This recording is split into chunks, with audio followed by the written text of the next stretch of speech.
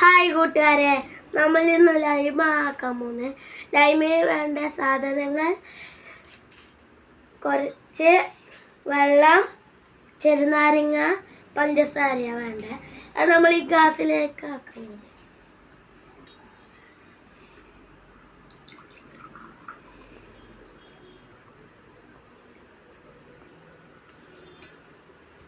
എന്നിട്ട് നമ്മൾ ചെറുനാരങ്ങ എടുത്ത് പിഴിയാം.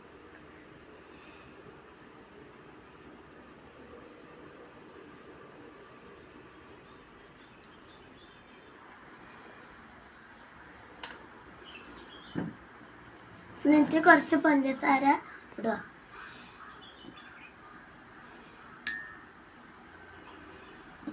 പഞ്ചസാര ഇട്ട ശേഷം അത് നല്ലോണം കലക്കും.